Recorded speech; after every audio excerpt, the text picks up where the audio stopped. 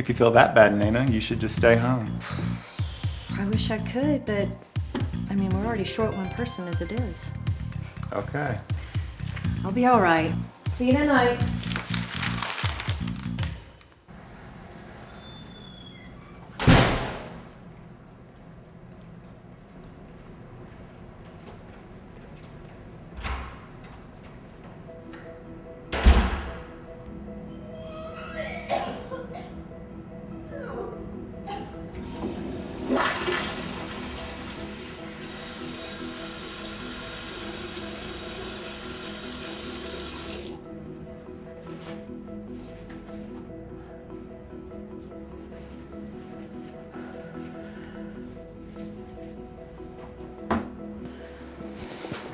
Oh, hey.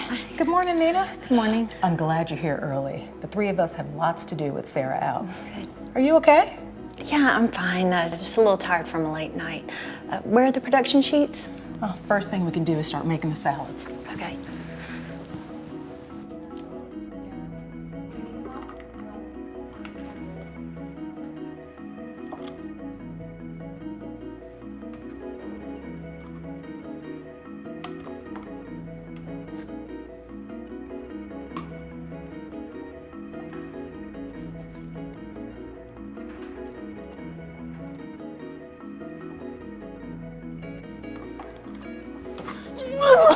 Oh no, Maya, get the mop and bucket.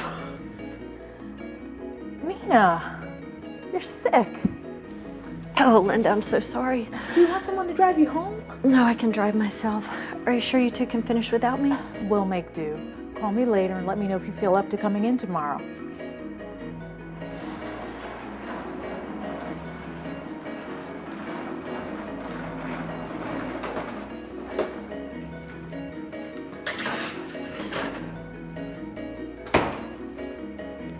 Poor Nina.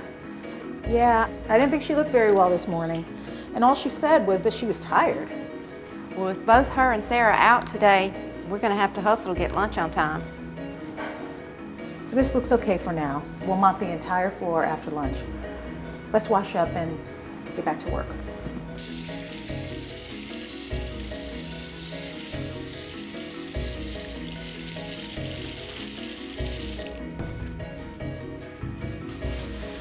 Isn't Sarah under the weather with vomiting today too?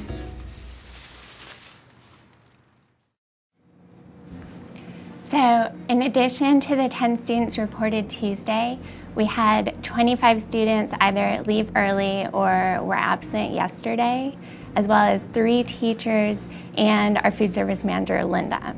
Today, we have 16 more students absent and 2 teachers. We believe that norovirus is causing the outbreak based on the doctor's reports and the symptoms. Norovirus can spread quickly from person to person and through food and is very contagious. The entire school is going to need to be disinfected. On Tuesday morning, Linda called in sick. That's when we learned about Nina's vomiting and Sarah's illness and called you. I recommend closing the school immediately for thorough cleaning.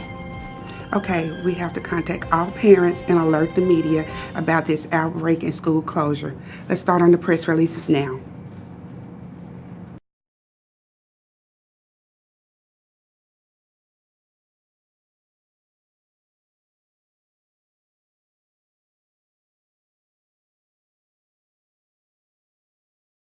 Norovirus. You may have heard about it related to outbreaks on cruise ships, but it also impacts schools and other institutional and group settings, as well as the community.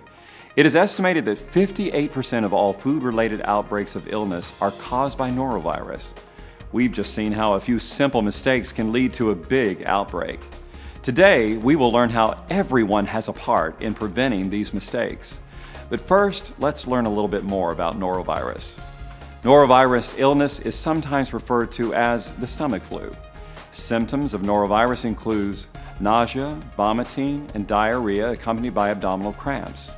Some people also complain of headache, fever, or chills, and muscle aches. Symptoms usually begin 1 to 2 days after exposure to the virus and usually last 1 to 3 days.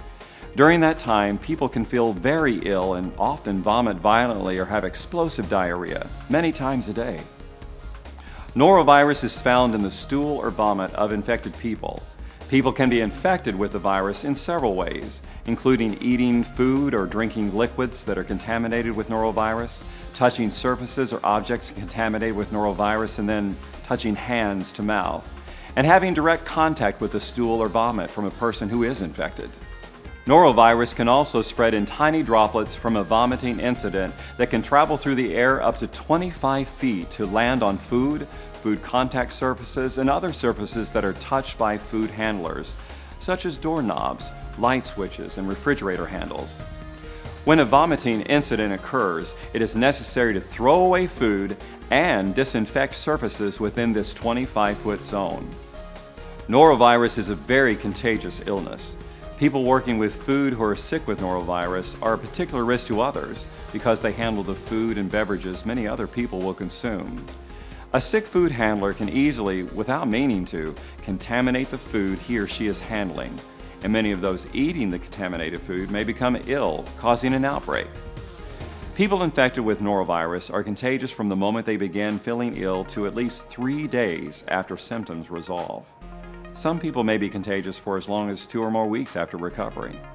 So it is particularly important for people to use good hand washing and other hygienic practices, especially after they've recently recovered from norovirus illness.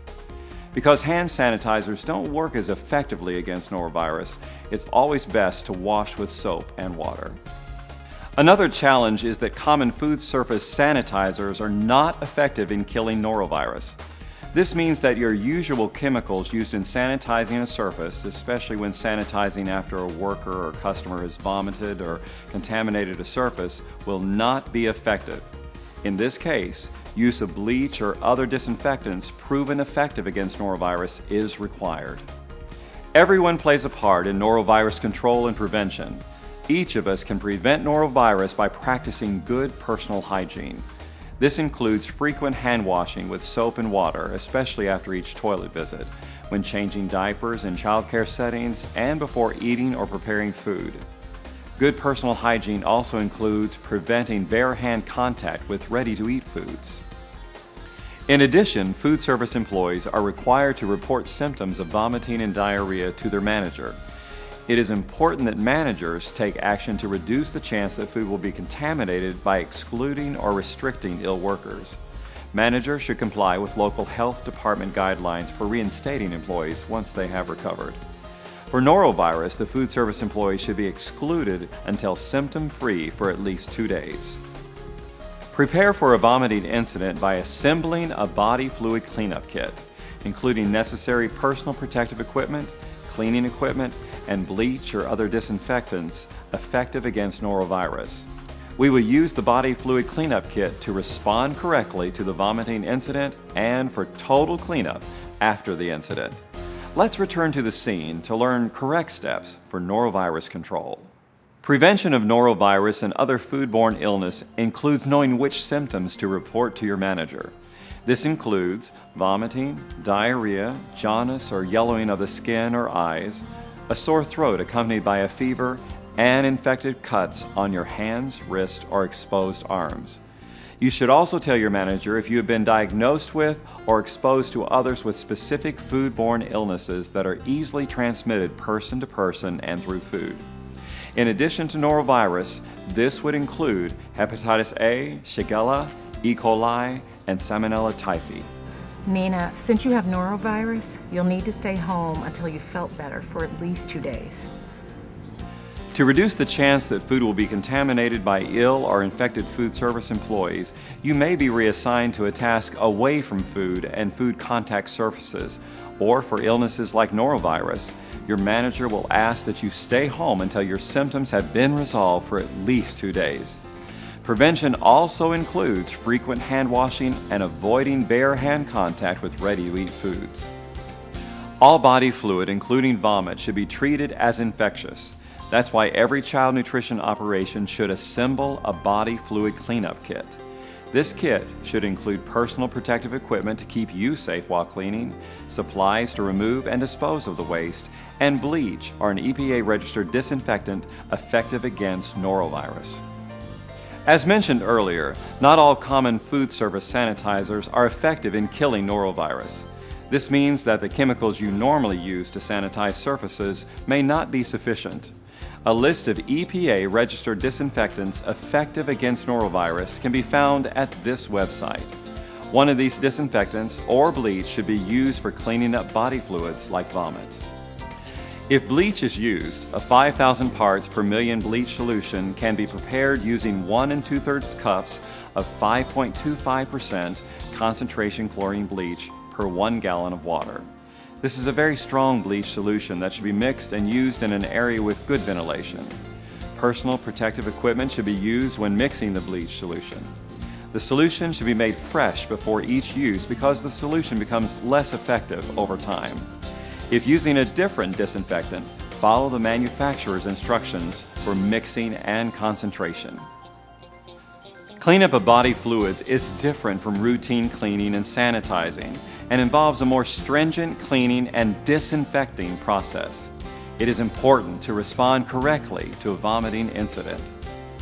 For body fluid contamination in food preparation or service areas, stop all operations. For a vomiting incident, all individuals within a 25-foot radius should be removed from the area and should immediately wash their hands. Potentially contaminated clothing should be removed, machine washed in hot water using the longest available cycle, and dried on the hottest setting. All uncovered or exposed food within the 25-foot radius should be thrown away. In addition, discard intact and sealed containers or single-service items within the 25-foot radius if it's not practical to disinfect the surface.